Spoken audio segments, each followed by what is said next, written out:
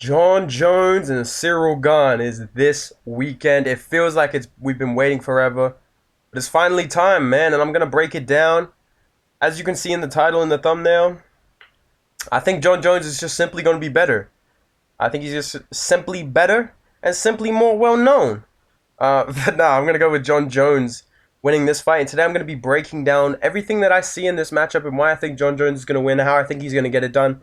And then at the end, I'll give my predictions for the rest of the card as well. But yeah, I'm very excited for this fight.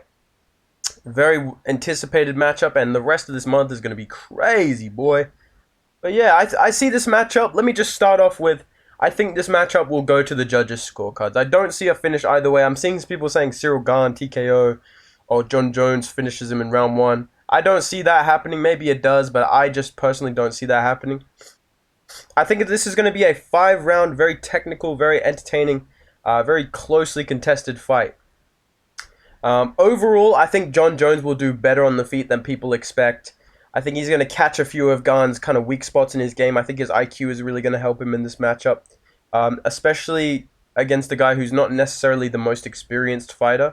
I think that will play a huge factor because people kind of forget that. Gane has not been in this heavyweight division very long. He hasn't really been in the UFC very long. So I think Jones's IQ is really going to help him, despite the fact that his athleticism obviously has slowed down. I don't think he'll be doing the stuff that he was doing at light heavyweight. I don't think it's smart to bank on that happening, but I also don't think it's smart to count him out because he's not going to do that stuff, because that's not the stuff that wins him fights. That's not the stuff that makes him so dangerous, is the jumping, spinning kicks or the flying knees. None of that stuff is what wins him his fights. There's a bunch of things that he uses, but those are just like adds. Those add on, and those kind of frees up his opponents. But yeah, I think Gane is going to be pretty good on the feet as well, obviously. I think he's going to expose Jones's reaction to feints, and I'll get to that in a second. I think he's going to be much quicker. He's going to be much more accurate than any Jones opponent. I don't like people pointing out the Dominic Reyes fight as proof, oh, he's going to get outstruck.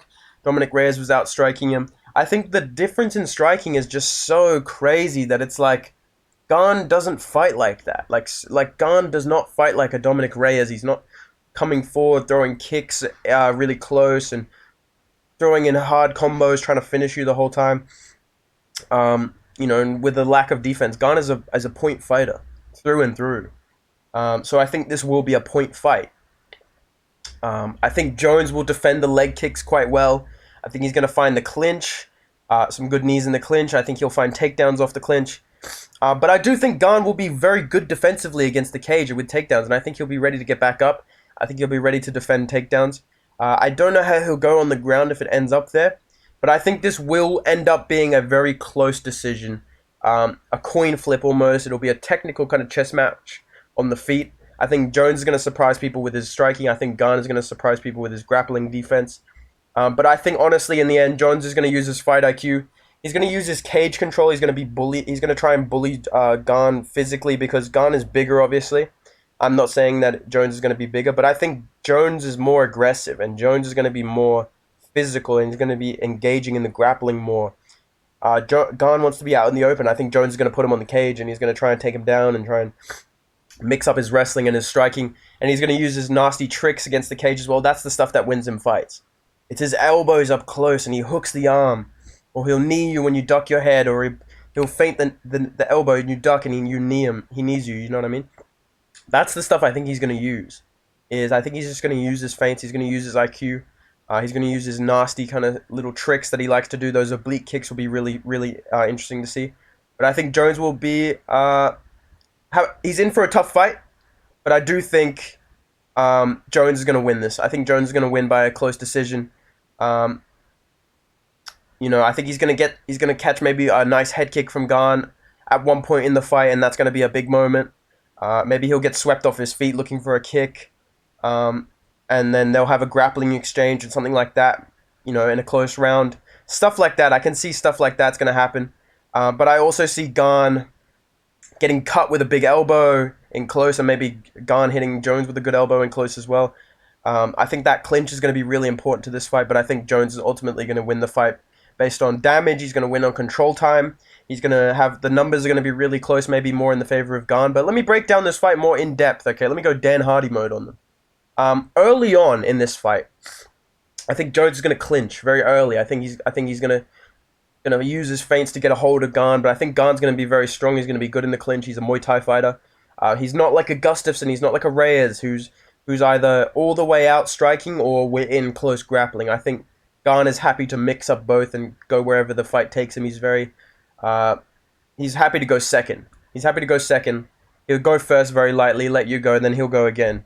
So he'll kind of go my turn, your turn, my turn, your turn. But I think Jones is going to be able to strike him, tangle him up. Sorry, when Gane's trying to strike. I think the way that Ngannou caught his kicks and took him down, I think Jones will be able to do that a lot. Even tangling him up in punches with the long arms and hooking him into the clinch and getting elbows in, getting knees in. Those are going to be big. I think he's going to test out the leg kicks on Gane as well, the oblique kicks. I want to see how those affect Gane. And the interesting part of this whole thing with the leg kicks is Jones is probably the best at defense and checking kicks that Gane will have fought, especially fight IQ wise. Because a lot of people picking Gane, I'm kind of like, who has Gane beat stylistically that makes you think that he's going to destroy Jon Jones? I just don't see it. He's fought some. I won't put him in the same category as a Sergey Pavlovich, but I will say he has fought some matchups that I'm like, well, of course you won. You're the bigger guy, you have the longer reach, you're clearly more technical on the feet. And you're not necessarily fighting the best fighters, you're just fighting heavyweight contenders. That's not the same thing all the time. So I think Jones has beat better opponents. I think Gustafsson is probably closer to a Gane than anyone that Gane has fought being close to Jones. So I don't know, I just find that really weird, the confidence in Gane that some people have.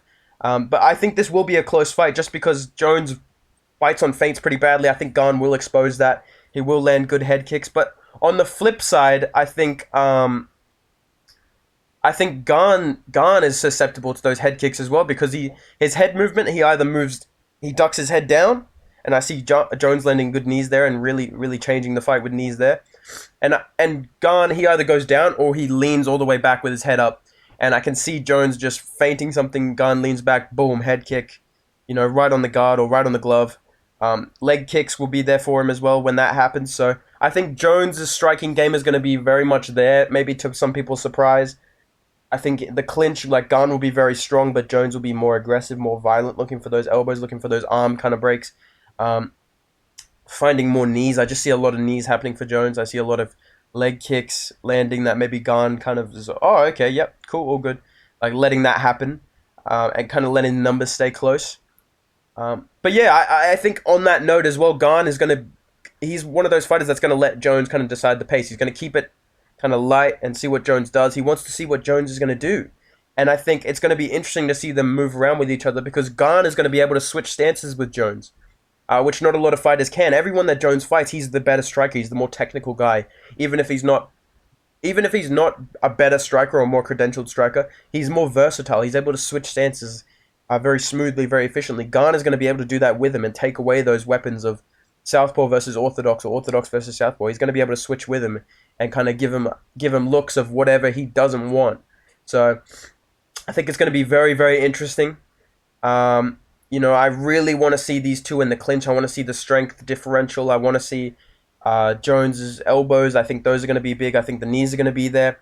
And I want to see the durability and the conditioning of Gane because I think Gane's frame is conducive to getting tired over 5 rounds, and we've only seen him go 5 rounds a couple of times, and they haven't been the best of performances. You can say the same about Jones recently, but I think this is a different Jones that we're getting. Maybe an older Jones, maybe a slower Jones, but I think definitely a more aggressive Jones, a more wise Jones, which I think is why I'm leaning towards a close kind of split decision type victory for him, or a 48-47 unanimous decision victory where the damage is the difference, the elbows are the difference, the knees are the difference. Those little tricks where he just exploits the holes in Gane's like young game. I think that's going to be the difference here.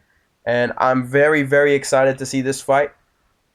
I can see openings in Gane that I think Jones's team is going to see there. Like, when Gane swings his overhand, his lead hand is usually down.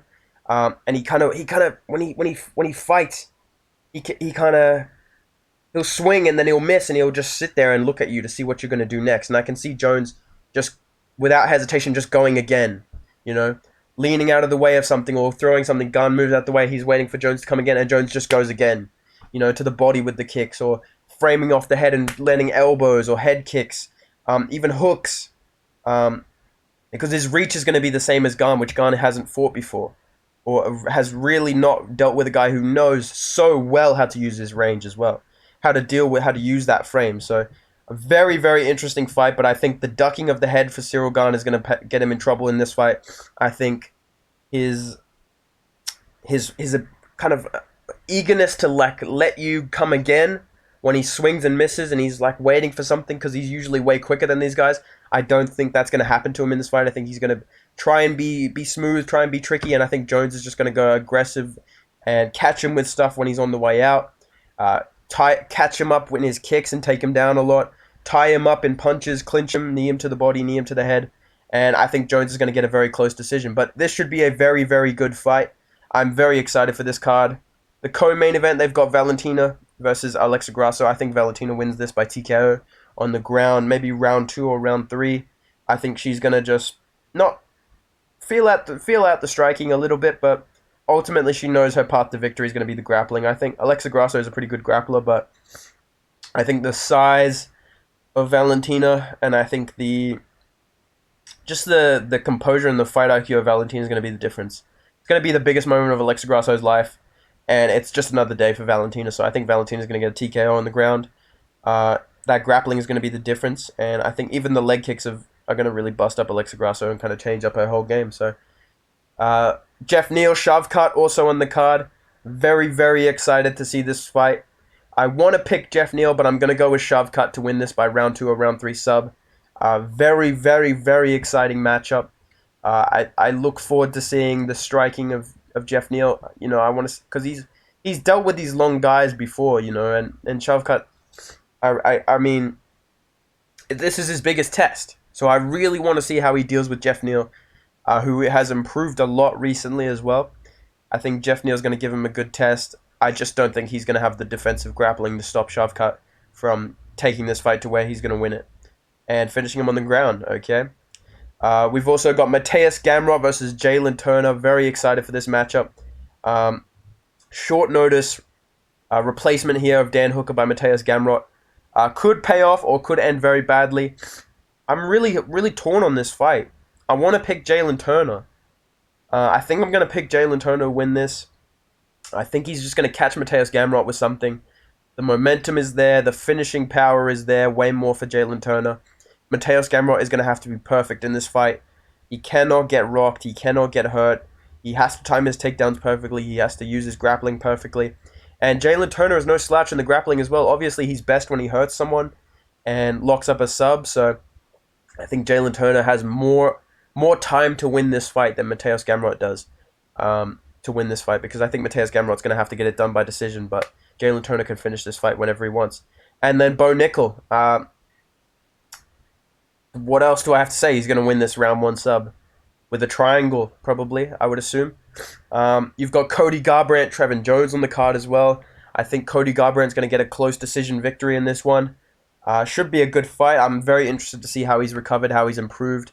I think he's going to grapple a lot, and it may do well for him, but I think he'll start off striking pretty quickly, and then he's going to mix in the wrestling to get a decision win here.